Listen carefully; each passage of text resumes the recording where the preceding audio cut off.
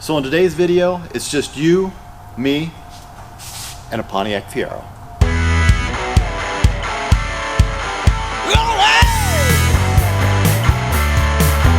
Get ready! Extreme automotive addiction! Yeah! So generally speaking, when I tell people that I bought a Fiero, the reaction is as follows. Are you serious? Yes, I'm serious. I actually did buy this car. It's mine. I've owned it probably now for, I don't know, probably a couple of months. And yes, there is a story behind it. Probably the biggest reason I bought the car is because it was close. It was right across town. I happened to find it, I believe it was on Craigslist, and went over, I looked at it, took it for a drive. I'd never driven one before, and I made the guy offer, he accepted. I went back a couple days later, picked it up after he did the smog, and the rest is history. Now this particular car is a 1986. It is the 6-cylinder version, so a big, massive 135 horsepower at the crank, of course, not the wheels. And it is a 4-speed manual, which is something I definitely wanted in one of these cars. I didn't want an automatic, I definitely wanted a manual. To me, it just makes the fun factor multiply by 10. I did put on different wheels. I did upgrade the sound system. Had to have the air conditioning gone through and a few things fixed on that, so it now blows cold, but everything seems to work on the car. All the lights, signals, gauges, everything like that. Only has 75,000 original miles on it. So the car's, in my opinion, been repainted at least one time before. And you know, it's a nice car. It's not a show car. It's not an expensive high-dollar car or anything like that. But these cars do have a following.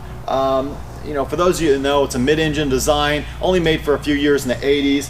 And really, Pontiac was onto something with these cars. I think today, if they were around and had a little bit more horsepower, I mean, let's face it, the design is there. For the mid-engine design, they handle great. Not the best riding car. On a smooth road, they're great, but on a bumpy road, yeah, they're not a lot of fun. So I try to avoid bumpy roads with this car, but they are a lot of fun.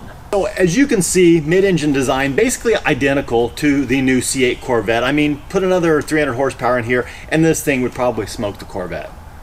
Okay, maybe not, because the Corvette does have a lot more technology. Now, I have heard a lot of people do a lot of swaps with these cars, and one of the most popular swaps is to put the 3.8 GM motor in there. And it just so happens I do have a car that has a 3.8 with a supercharger on top. So, you know, this car with another roughly 100 horsepower and who knows how much torque, it would probably be a bit of a handful and definitely a fun ride. But no, I'm not going to do it. I wouldn't do that to my son. I'm talking about my son's car. It is his car. He's supposed to get in his license here any day now. And yeah, I wouldn't swap those motors. I think that, I just don't think that'd be fair to him. So interior on these cars are pretty basic. Cloth interior. You did get a tilt wheel. See right there, all the gauges. You got your speedometer, your tachometer. Let's see, you got your coolant temp, and then you got your gas gauge right there. And you also have a couple of gauges right there, your amp meter, oil pressure. We go down there, you got your climate control and the stereo. Nice little shifter, and then power windows, and of course your cigarette lighter. This car does have a sunroof, which I know will leak tragically because they all do, but interior is pretty clean. Take a little pan across there. I mean, the interior is original, so not bad for 34 years old. It's done pretty well. Side bolsters are still holding up pretty good. Nothing's ripped, no tears or anything like that. Headliner is in good shape. Visors. Okay, ready for an awesome cold start? Too bad you're not going to get it with this car. But fires right up. Haven't fired it up in probably a week or so, and fires right up, idles right up really good. The car runs really, really good. Like I said, the only thing I really needed to do was air conditioning. I had it charged. It didn't hold a charge for more than a week. Ended up being the O-rings in the compressor. Had my buddy Jesse over Discount Tire take care of that. And now the air seems to be going really, really well, which it's getting cooler, so I really won't need it. Yeah, everything that I've tried so far has worked.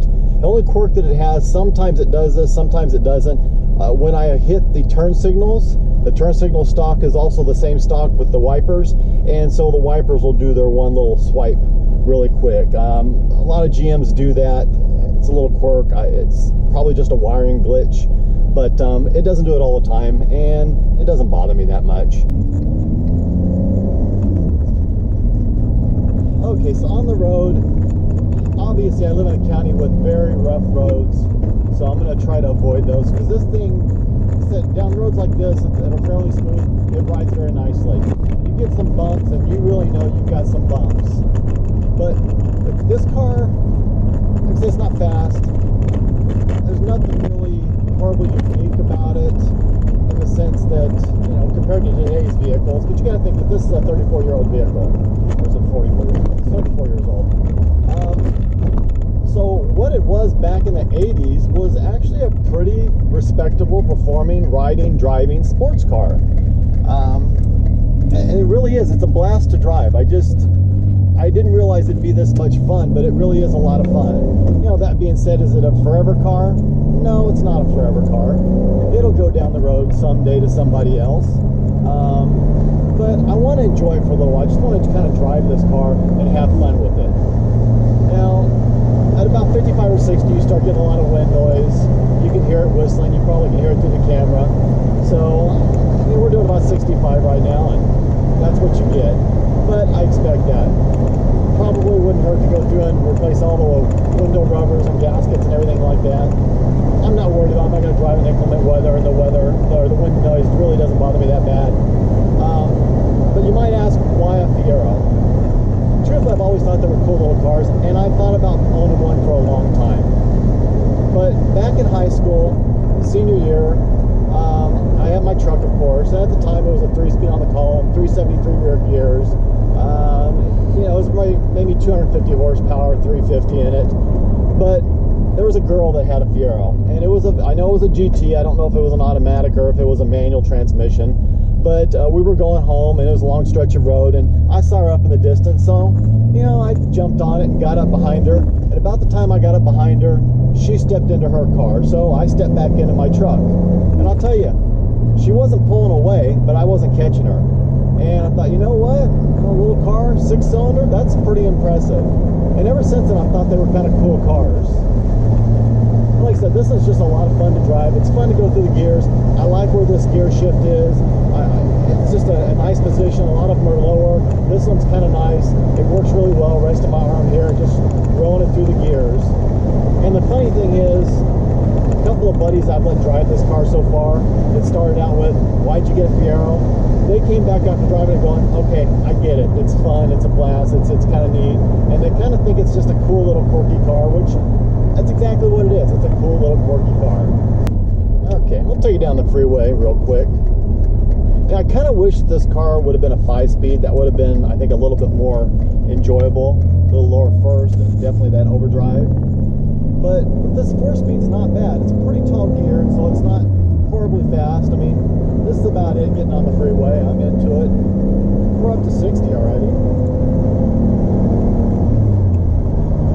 And there we are, 75 miles an hour, humming along. Like I said, we got a lot of wind noise, a lot of wind whistle. I'm sure you can hear. Hopefully you can hear me over the wind whistle. But yeah, we're cruising along about 75 miles an hour, tacking about 3,500 RPM. Basically keeping up with traffic. It's not bad. Like I said, it's not bad. As long as you're not going over any severe bumps, it's not bad at all. And it's fun. It's a lot of fun. It really is.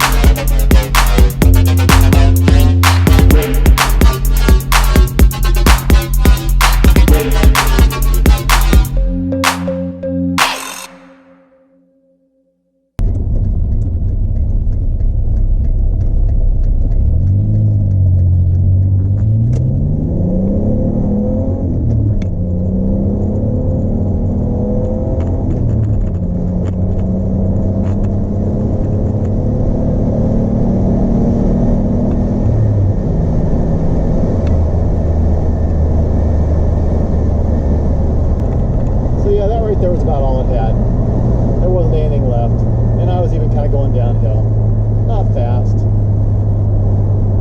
But you know, people put V8s in these things all the time and can make them very fast.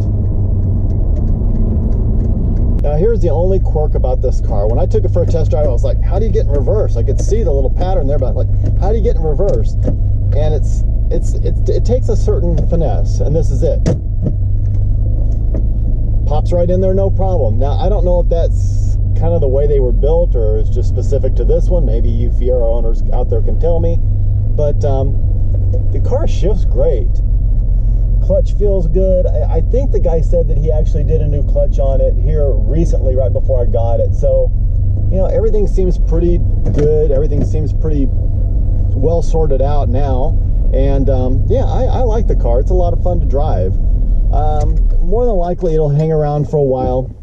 Obviously, it's not a very expensive car, so if I sold it, I wasn't going to get very much money out of it anyway.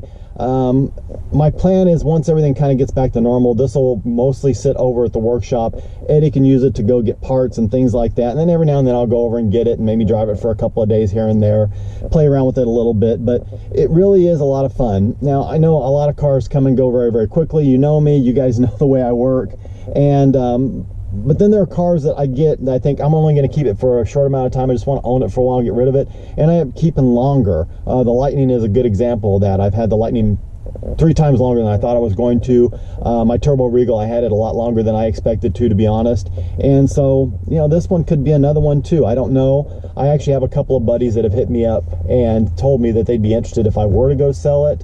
So, you know, I think I've got a buyer when I do go to sell it, but you never know.